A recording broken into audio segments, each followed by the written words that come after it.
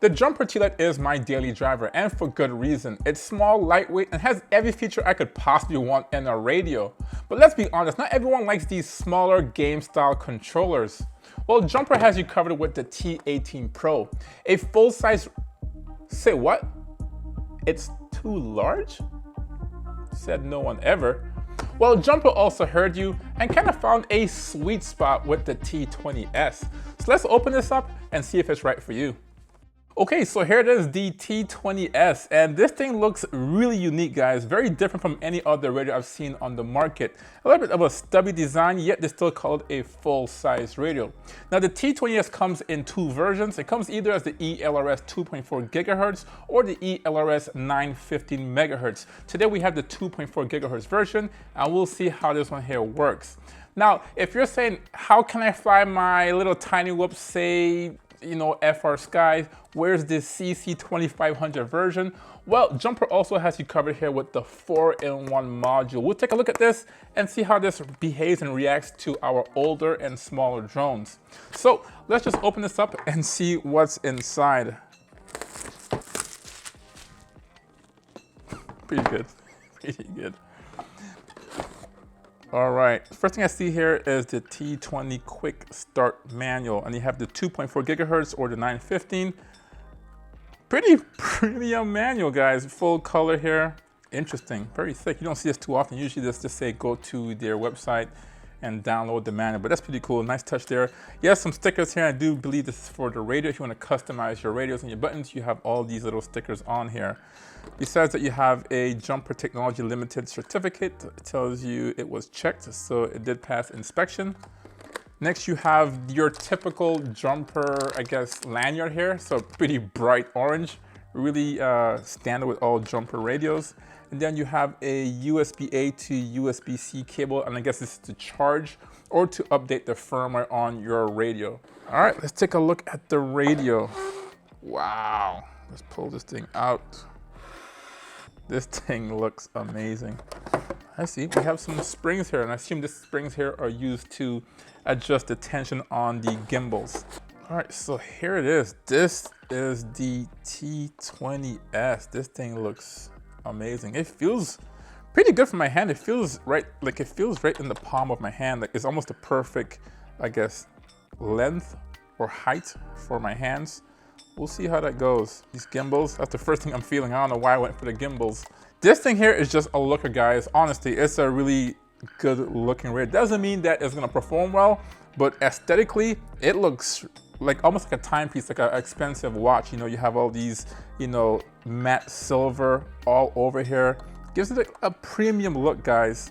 So for comparison, let's take a look at their other radios and see where this falls in their lineup as far as size. Now we have the Jumper T-Lite, which is their smallest radio, very compact. I love using this thing here. And you can see that right here, the size of it compared to a T-Lite. The footprint isn't that much bigger, honestly. And then you have the T18 Pro, and you can see how much larger that is right there. So this is significantly larger.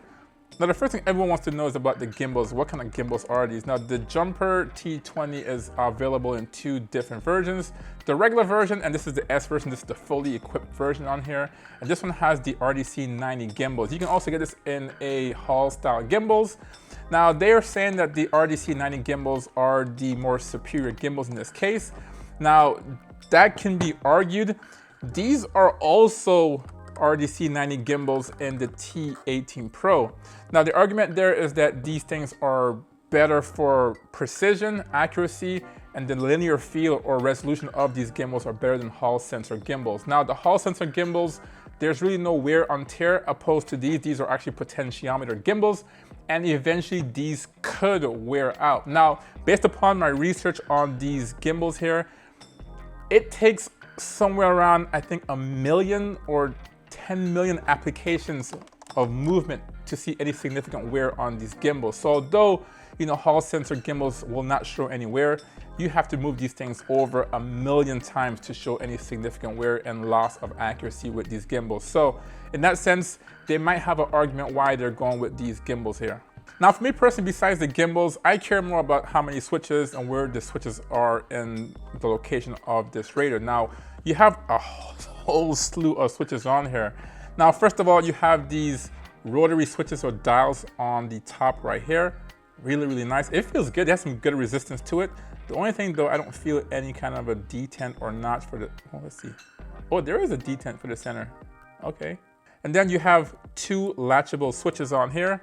And besides that, you have two position switches on top. And then you have two 3-position switches on here. And then you have your trim buttons on here. Now, it's a little bit different, a different departure away from your traditional trim switches on here. But as you can see, they went with the same kind of layout. You have 2 for each gimbal here. So you have up and left and right, and as well as these as well. And they've done the same thing here as well. You have 4 trim, and you have, these are like a 5-directional joystick. And you can go up, down, left, or right. And we'll take a look at that once we put some batteries in here and see how it works. So besides that, you have 2 other like pods on here. You can turn them. Now these don't have any detents for the center, and I think that was the case with the T18 Pro. There was a center point. Yep, that one did have a center point. They look very similar. They might be identical as far as that rotary switch or pod, but the T18 Pro did have a detent for the center. Besides that, you have 2 sliders on here, a whole slew of switches on this. Now, this doesn't mean too much for us in the FPV community, but if you're gonna fly a fixed wing or a plane, these switches, it's a blessing, guys, because some of the more complex planes have so many different channels and features, whether it be flaps, slats, landing gear, lights, you know, these things can all be used for that, depending on the resolution. But, you know, having these options will make a fixed wing pilot very, very happy. Besides that, you have 6 push buttons switched on here, so you can just select each one. Besides that, you have your model, your page button, and your back button here. And then you have a nice metallic scroll wheel here, and you can press it down to select. Besides that, you have a small screen. This is an OLED screen, and we'll see how this one here behaves. This is, you know, although it's a smaller form factor radio, the screen isn't that large, but you're pretty much using this screen here just to set up your models or your radio, and then you put your goggles on. So it really isn't gonna matter. And it's actually almost the same size, maybe a little bit smaller than the one on the T Lite. Now, going to the back here is where the fun begins. You have your heatsink right here. This is an Express LRS version. So you have a 1 watt Express LRS transmitter in here. That's pretty amazing, 1 watt.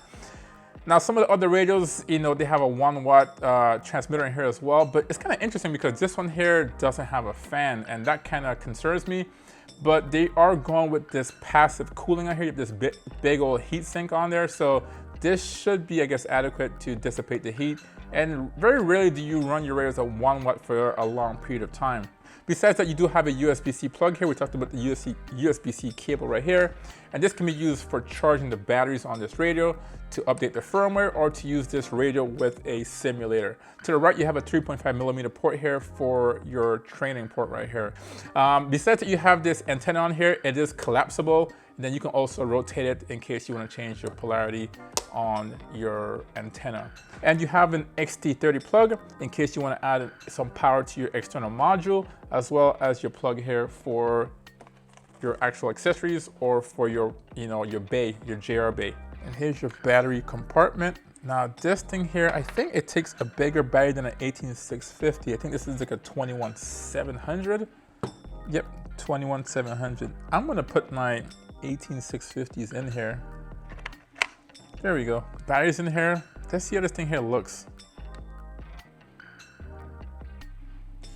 Welcome to HTX. As you probably heard, this one here does have Edge TX on it, and there's a clock on here. Pretty cool. Clock is off, but it's on there.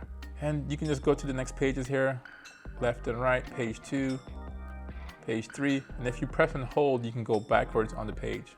Now guys, this screen here is very legible, very, very legible. It's almost like what you see on the Tango 2. You have that OLED screen, and I suspect this is gonna be amazing in the sunlight. You can see your stick movements on the screen here. Hope you can see that. And your trim. Trim center. Trim center. Trim center. Okay, so we have our radar here. I did go to the computer to update the firmware on my radar and put the binding phrase in there. I was gonna do it the original way, then I realized I had all my other drones with the binding phrase and I would have to actually do the manual binding sequence for each one of those drones. So I went to the computer and just update the firmware on this. All right, and let's power on this drone. This one here is the Pavo Pico. I've done a full review on this one. Pretty cool, has Express LRS built into it. And as you can see, I have telemetry right here, so that's a really good sign. Can I arm it is the real question. All right, so let's see here. All right, this thing is quiet. Can I fly it is the real question. Oh man, let's go here.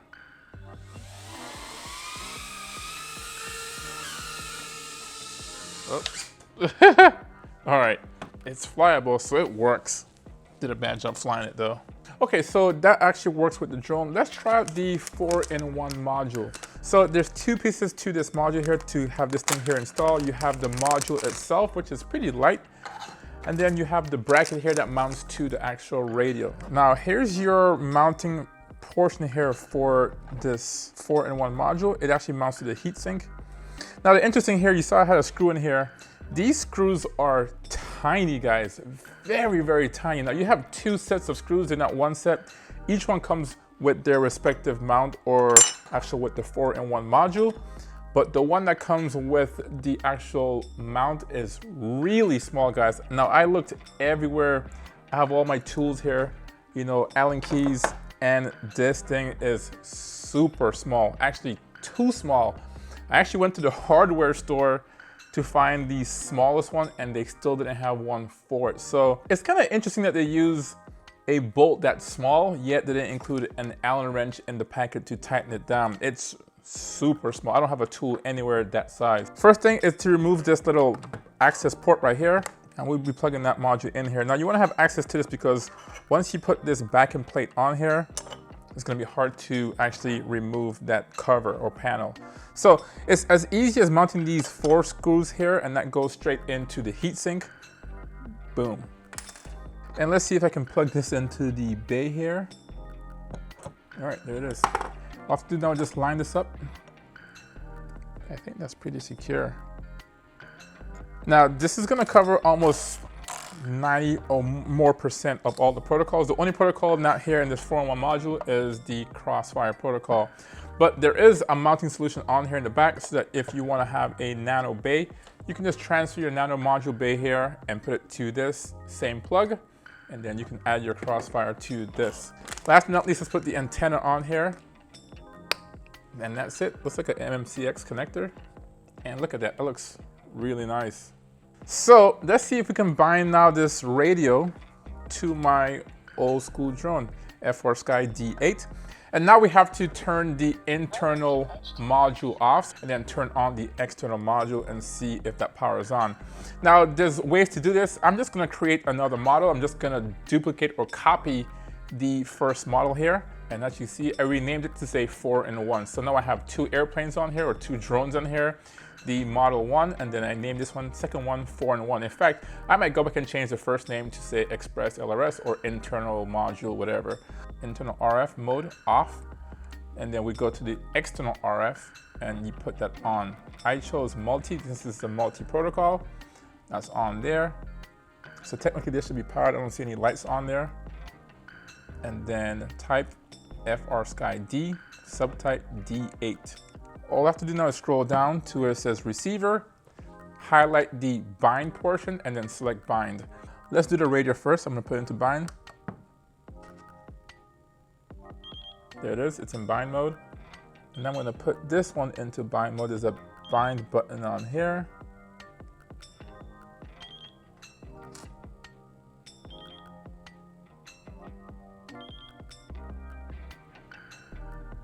Oh. It took a while, guys. It took a while, but it took it and Telemetry lost. I just lost telemetry. Let's go back here. This thing does have telemetry, but I have lost telemetry. It went back into bind mode. Let's see if I can arm it. Oh, there it is. Can I arm it? Telemetry lost. Telemetry recovered. Telemetry lost. I know sometimes if you're too close to these old school drones, it's interesting. I wonder if the drone... Telemetry recovered. Telemetry lost. Do I have another D8 drone around here? You can't... Telemetry recovered. Telemetry lost. I'm gonna try to... Telemetry recovered. I'm gonna try to bind it again. Telemetry lost. We're gonna try to bind it one more time, put it into bind mode.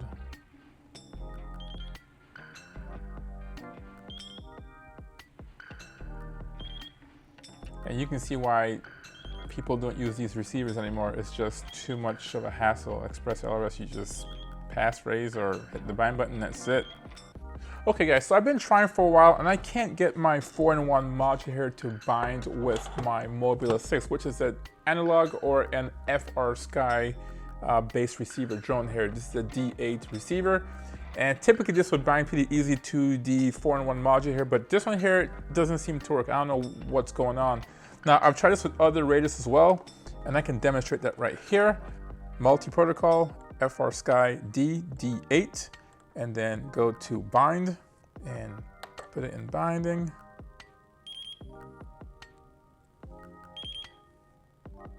All right, so it's now bound to my radio. Go back, return, and there you go. I have RSSI. I can arm it. And that's interesting. Okay, receiver still connected, no big deal. And I can do the same for my other radios. Go to bind. There it is.